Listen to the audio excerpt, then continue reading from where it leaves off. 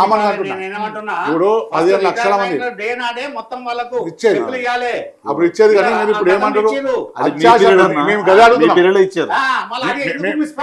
మీరు ఏమంటున్నాం మీరు అత్యాశ అన్నారు అది అత్యాశ కింద కాదు మీరు ఫస్ట్ మాట్లాడినప్పుడు అన్నారు ఇప్పుడు మాకు అత్యాశ లేదు మేము కొత్తగా పెడతాం టీఆర్సీ 10 మనిషికి అత్యాశ ఉన్నాయంటే నేను నౌకలు చేస్తున్నా నాకు డబ్బులు ఇవ్వమంటున్నా మీరు జీతగానికి డబ్బులు ఇవ్వకపోతే వేస్తావా ఆ ఉద్దేశం చెప్తున్నా సార్ ఒక నిమిషం సార్ మీరు అంటే మీరు అనేది కూడా కరెక్ట్ కానీ ఒక్క నిమిషం సార్ ఇప్పుడు మీరు 1300 జీతం అప్పుడు టీకి 25 పైసలు 50% అంటే 50 పైసలు ఉదాహరణ చిన్న సార్ ఏమనుకోకండి అప్పుడు ఇప్పుడు అప్పుడు ఒక సబ్బు ఒక సోపు అంటే మనం పెట్టుకునే సోపు అప్పుడు రూపాయి 8 పైసలు రూపాయి ఉంది అప్పుడు మీరున్న జీతంలో ఇప్పుడు ఆ ఒక్క సోపు తక్కువ 30 రూపాయలు 50 రూపాయలు 100 200 500 1000 రూపాయలు కూడా ఉంది అది వేరు అంటే అప్పటికి ఉన్నటువంటి పరిస్థితులు ఇప్పుడున్నటువంటి పరిస్థితులు అప్పుడు ఒక బస్సుకు పోవాలంటే రూపాయన్నర మీ టైంలో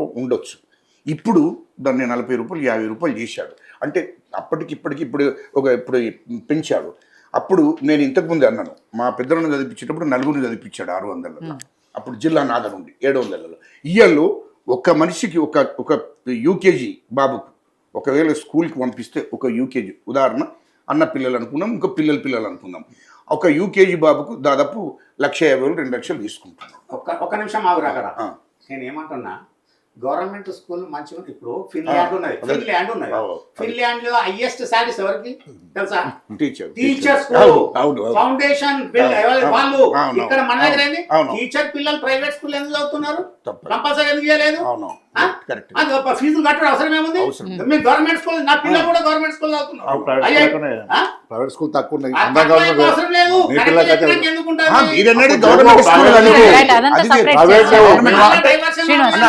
మీరు అన్నది కూడా 100% గవర్నమెంట్ స్కూల్ ఉండగా లక్షల జీతాలు ఇచ్చుకుంటే అది కూడా సమర్థించాలి కానీ మనవాళ్ళు ఏ స్కూల్ చదువుతున్నా ఇప్పుడు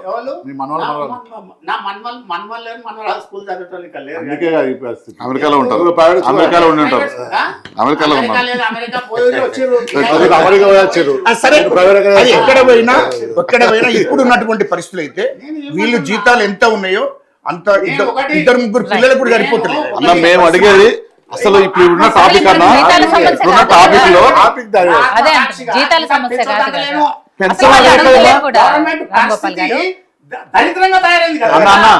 అసలు మేము ఈ టాపిక్ లో జీతాలు పెంచే విషయం అసలు లేదు మేము మా కోరికలు డిమాండ్స్ కాదు అసలు మా డిమాండ్స్ లేవు మా రాజ్యాంగ పరంగా మాకు హక్కులు పెండింగ్ లో ఉన్న GPF THLI gratuity commutation surrender leave medical bills మాకు రావాల్సిన మేము దాచుకున్న అమౌంట్ టైంకి రావాల్సిన రిటైర్మెంట్ బెనిఫిట్స్ ఇవి అడుగుతున్నాం పిఆర్సీ కూడా రాజ్యాంగ పరంగా 5 సంవత్సరాలు రావాల్సిన పిఆర్సీ డిఏలు అది కన్జ్యూమర్ ప్రైస్ ఇండెక్స్ రావాల్సింది తప్ప మేము కొత్తగా పెంచమని కొత్త కమిటీలు ఏమీ అడగట్లే అవి కూడా కాదు ప్రభుత్వం మాతో చర్చించిన పిదప గౌరవ ముఖ్యమంత్రి గారు గౌరవ క్యాబినెట్ సబ్ కమిటీ ఉప ముఖ్యమంత్రి గారు ఆఫీసర్స్ కమిటీ అనౌన్స్ చేసిన తర్వాత క్యాబినెట్ ద్వారా అవి కూడా ప్రభుత్వం ఇబ్బంది పడుతుంది ఆర్థిక భారం ఉందని వాటిలో కొన్ని 1 by 1 సామాన్య ప్రజలు మిగతా రాష్ట్రంలో ఉన్న ప్రజలతో పాటు మమ్మల్ని కూడా కేటగిరీ చేస్తూ ఏదో ఒక గ్రీన్ ఛానల్లో కొంత క్లియర్ చేయండి చనిపోతున్నారు పిల్లల మ్యారేజ్లు డైవర్స్లు అవుతున్నాయి మాకు ఇబ్బందులు ఉన్నాయని అడుగుతున్నాం తప్ప అసలు మా ఈ డిమాండ్స్ కాదు ఆ వర్డ్ అనేది డిమాండ్ అని వచ్చింది కానీ డిమాండ్ కాదు నేను మీ డిమాండ్స్ మిమ్మల్ని ఏది చెయ్యొద్దని అంటలేను స్టేట్ పరిస్థితి చెప్పిన నేను అంతేగాని మీ డిమాండ్స్ యాక్సెప్ట్ చేయొద్దు స్టేట్ పరిస్థితి అయితే అందరం భరిద్దాం మంత్రులు భరిద్దాం ఎమ్మెల్యే భరిద్దాం పెన్షన్లు భరిద్దాం ప్రజలు భరించాలి స్టేట్ పరిస్థితి మంచి అన్ని ఉచితాలు లాస్ట్ టైం ఫ్రెండ్స్ వచ్చినాయి అది చెప్తలేవు ఉద్యోగాల గురించి బాబా అనుకుంది చైర్మన్ గారు సుప్రీంకోర్టు ఏం చెప్పింది స్టేట్ బడ్జెట్ లా ఉద్యోగస్తులది బడ్జెట్ ఎంత ఉందో అంత పక్కకు పెట్టాలి డైవర్ట్ చేసి నేను దానిపోయినా దీనిపోయినా అవుతాని మొన్న పోయిన నెల సుప్రీంకోర్టు చివాట్లు వేసింది ఒక గవర్నమెంట్ మీద ఇక్కడ మీరు అంటలేదు అనేది ఇక్కడ యువజన జనాభా 60% యువజనున్నప్పుడు వాళ్ళు నిధులు నియామకాలు మాట్లాడి రిక్రూట్మెంట్ ఎక్కడ చేశారు ఇలా 61 చేసిండు ఆయన 58 నుంచి 61 ఎన్టీ రామారావు గారు స్వర్గీయ ఎన్టీ రామారావు గారు 83లో 55 ఏళ్ళు 33 ఏళ్ళు విచ్ ఎవర్ ఈజ్ ఎర్లియర్ అని ఆయన పెట్టిండు. అది పాటించలేదు మనోళ్ళంతా కొట్లాడి. ఇప్పుడు పోలీసులు నురుకుమాను ఒక ఎస్ఐ ప్రమోట్ అయిన వాళ్ళని పని చేయమను. ఏం చేస్తారు వాళ్ళు? పుణ్యాన్ని జీతాలు తింటున్నారు కదా కూకొని. ఎంప్లాయ్ ఉండి మీరు గతంలో రిటైర్మెంట్ అయినాక సంవత్సరం 2 సంవత్సరం బతికేది. ఇప్పుడు ఉన్న పరిస్థితి 7 సంవత్సరాలు, మీరు 18-20 సంవత్సరాలు కూడా బతుకుతారు. అది కూడా ఇబ్బంది అవుతుంది. నువ్వు ఉరుకుడు అంటే వాళ్ళు సేవ చేసినట్టు ఉరుకుడు ఉంటారా? ప్రమోషన్ వచ్చినాక అయ్యేలాంటి ఉరుకుతారా? కింద పోలీసు ఉంటారు. మీరు ఉద్యోగులను అట్లా మీరు అనాలిసిస్ ఉద్యోగులు మాట్లాడతారు.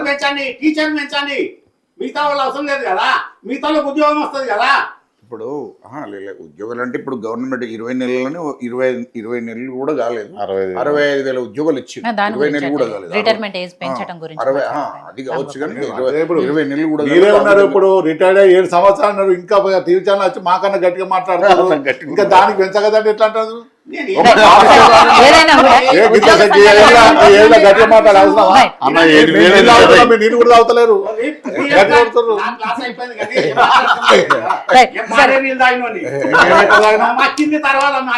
మళ్ళా కింద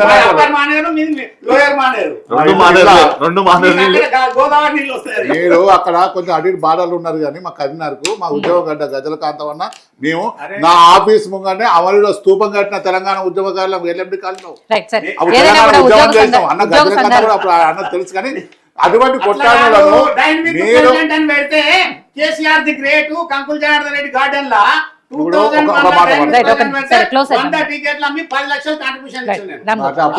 ఒత్తాసు పలికినా ఇప్పుడు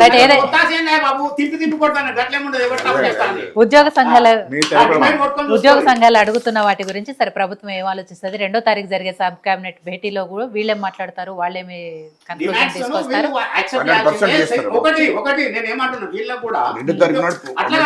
అదే అంటున్నారు.